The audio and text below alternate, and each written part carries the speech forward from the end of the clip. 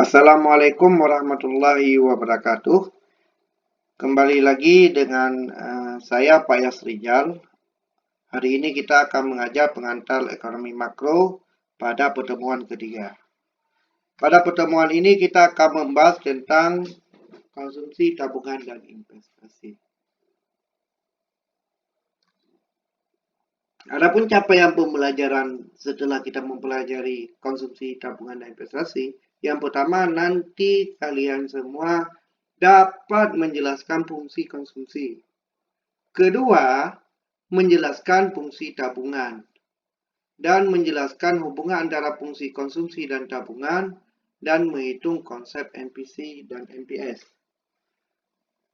Mungkin bahan bacaan kalian itu bisa diambil dari buku makroekonomi yang dikarang oleh George J. Mankiw atau pengantar ekonomi makro yang dikarang oleh George J. Mankiw atau makroekonomi teori pengantar edisi ketiga yang dikarang oleh Sardono Sukarno. Bahan bacaan juga bisa diakses melalui e-book, jurnal, dan dari internet lainnya. Alat peraga pembelajaran hari ini saya sudah membawakan sebuah papan tulis dan beberapa kertas yang nantinya bisa saya coret-coret, saya tampilkan di kamera laptop saya sehingga kalian bisa mengakses semua.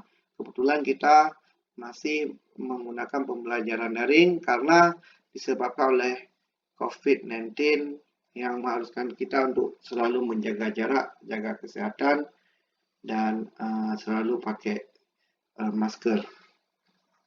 Adik-adik mahasiswa yang saya banggakan, kita langsung ke topik pembahasan. Kira-kira ada pertanyaan seperti ini, apa itu konsumsi dan tabungan? Nah, siapa yang bisa jawab? Oke, konsumsi kegiatan menghabiskan daya guna barang dan jasa. Apa contoh barang mengkonsumsi barang? Misalnya makan, beli pakaian, lalu kita pakai. Memakai pakaian itu bagian dari konsumsi. Nilai guna pakaian setelah kita pakai itu menurun setelah kita beli. Mobil setelah kita beli, kita pakai, lama-lama harganya turun. Kalau barang-barang yang lain ada juga habis kita pakai. Itu bagian dari kita mengkonsumsi, yaitu menghabiskan atau mengurangi nilai guna suatu barang. Ada yang kita kurangi nilai gunanya perlahan-perlahan sampai habis, seperti beli mobil, pakaian, sebagainya.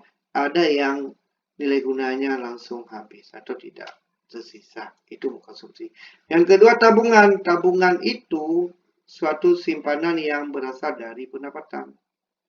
Jadi uang yang kita simpan dari pendapatan yang tidak kita gunakan untuk keperluan sehari-hari itu tabungan.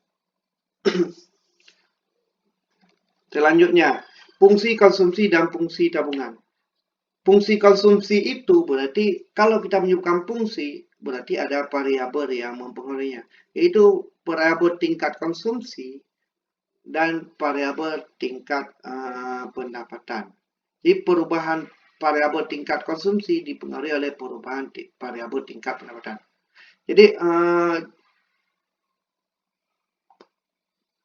semakin tinggi misalnya pendapatan, maka konsumsi juga akan semakin tinggi. Itu yang disebut dengan hubungan antara kedua variabel. Selanjutnya, tabungan adalah fungsi tabungan adalah hubungan antara tingkat tabungan dan tingkat pendapatan. Jadi perbedaan antara fungsi konsumsi dan fungsi tabungan dibedakan oleh dua variabel, satu variabel konsumsi dan satu variabel tabungan. Sedangkan variabel yang mempengaruhinya adalah variabel pendapatan. Variabel pendapatan sama-sama mempengaruhi konsumsi dan sama-sama mempengaruhi tabungan. Hubungannya adalah positif. Artinya, jika pendapatan naik, tingkat pendapatan kita meningkat, maka tingkat konsumsi dan tingkat tabungan juga akan meningkat. Itu yang pertama. Yang kedua, fungsi konsumsi dapat dituliskan dalam bentuk persamaan. Konsumsi sama dengan autonomous consumption ditambah dengan koefisien beta. Koefisien beta dari YD. YD itu adalah disposable income. pendapatan disposable. Apa itu pendapatan disposable?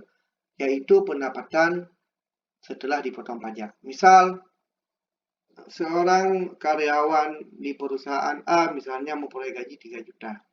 3 juta dipotong pajak, diterima mungkin setelah potong pajak 5% diterima sekitar 22.850, lebih kurang. 2.850 itu disebut dengan disposable income. Ya. Nah, ketika kita 2.850 itu yang disebut disposable income. Karena begitu bawa pulang ke rumah dikasih istri misalnya. Istri membelanjakan uang yang 2.850 itu disisakan setiap bulannya misalnya 350. Nah, 350 itu disebut dengan saving atau tabungan. Tiba-tiba bulan depan dia meningkat gajinya, misalnya kita bilang jadi 4 juta. Karena mungkin ada peraturan untuk meningkat gaji atau jabatan dia naik atau banyak hal yang mempengaruhi gaji naik ya. Jadi dari 4 juta dipotong pajak mungkin dia terima secara cash 3.800.000. 3.800.000 dikasih istri, tiba-tiba disisihkan untuk menabung adalah 500 dan dibelanjakan 3.200.000. Nah, yang perubahan dari konsumsi sebelumnya 2.350.000 naik menjadi 3.300.000 itu disebut dengan marginal propensity to consumption. Sementara tabungan yang meningkat dari 350 menjadi 500 itu disebut marginal propensity to saving. Itu yang disebut dengan satu kecenderungan untuk mengkonsumsinya, satu kecenderungan untuk saving. Itu disebut dengan B tadi, koefisien B. Koefisien B itu adalah MPC, marginal propensity to consumption. Oke, betul. Sebagai contoh pada grafik bisa kita lihat, pada titik A adalah titik di mana besaran konsumsi lebih besar daripada besaran pendapatan. Dari mana nilai A? Nilai A itu C sama dengan A tambah BYD. Ya, A tambah BYD. A tambah B dikali YD. Gitu ya. Titik B adalah titik di mana pendapatan sama dengan konsumsi. Nah, di mana titik mulai ada saving? Pada titik C. Nah, kemiringan garis kurva ini disebut dengan marginal propensity to consumption, kecenderungan konsumsi garis MPC. MPC itu bisa misalnya 0,6, 0,7, 0,8. Atau ketika kita mencari MPS, kita bisa sebenarnya MPS. Ketika kita mencari MPS, kita bisa menghitung dengan menuliskan fungsi saving. Fungsi saving yaitu Y kurang C tambah S. Y sama dengan C tambah S. Jadi fungsi yang pertama adalah fungsi pendapatan. Pendapatan terdiri dari pendapatan digunakan untuk konsumsi dan untuk saving. Nah, bagaimana kita melihat berapa besarnya untuk konsumsi, berapa besarnya untuk saving? Yaitu kita memasukkan rumus konsumsi ke dalam C. Atau konsumsi itu sebenarnya terdiri dari autonomous consumption ditambah dengan beta dari YD atau marginal propensity to consumption atau perubahan pendapatan akibat perubahan konsumsi akibat perubahan pendapatan ditambah dengan saving. Atau saving kita geser ke sebelah kiri, maka Y kita geser ke sebelah kanan. Menjadi saving sama dengan Y kurang A tambah BY. Saving sama dengan pendapatan dikurang dengan konsumsi. Ya. Sehingga menjadi min A tambah 1 min B YD. Itu jadi persamaannya. Ketika kita merumuskan, jadi min A sama dengan 1 min A tambah 1 kurang BY. Jadi min kali A jadi min A, min kali B jadi min B. Y tetap Y ya, Y jadi hilang. Y jadi 1 ya, kurang YD gitu. Konsep persamaannya. Baik, selanjutnya kita melihat bagaimana grafiknya ya. Ketika kita turunkan, kita bisa melihat pendapatan disposable. Mula-mula pendapatan dia misalnya pada 1.500.000, konsumsi atau tabungannya adalah minus ya, minus 1.100.000.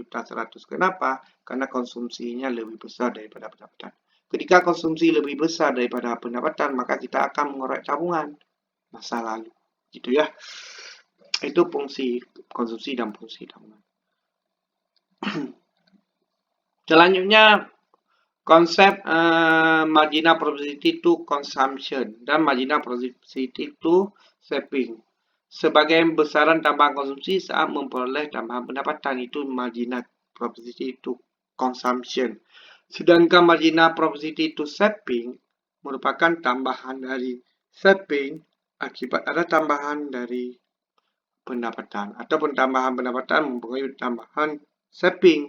Rumusnya MPC delta C per delta YD atau perubahan konsumsi dibagi dengan perubahan pendapatan. Besaran perubahan konsumsi dibagi dengan besaran pendapatan. Bagaimana maksudnya? C1 misalnya perubahan dari 1000 ke 1500, berarti 1500 kurang 1000 ya, dibagi dengan besaran konsumsi tadi. Besaran konsumsi dibagi dengan besaran pendapatan berapa meningkat. Dari 2000 menjadi 2500, dikurangi aja besaran yang meningkatnya, berarti sekitar 500. Dari mana dapatnya? Dari 2500 dikurangi 2000 misalnya. Nah, kita dapatkan misalnya sebagai contoh, pada pendapatan yang meningkat dari 1760, nah pada titik ini besaran konsumsi yang meningkat. Besaran konsumsi yang meningkat dari 1760 ke dari 1685 ke 1760 ya. Dibagi dengan perubahan pendapatan pada periode yang sama, yaitu 1.700 ke 1.800. Jadi cara mengurangnya adalah berapa besar perubahannya. Caranya ini dikurangi ini. Itu dapat besaran perubahan.